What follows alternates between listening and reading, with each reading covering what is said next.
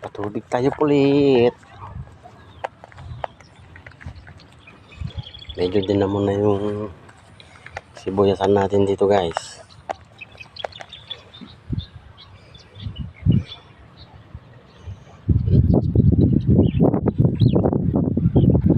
Pero kahit pa paano malaman.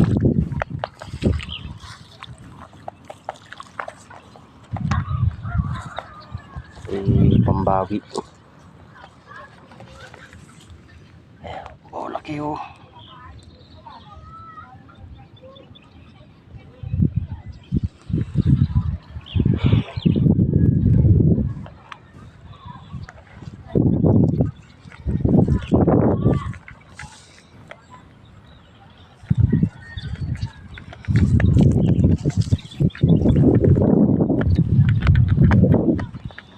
Tubig, laging patubig.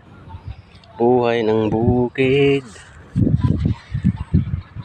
Ano mga ka-farmers, kumusta kayo dyan?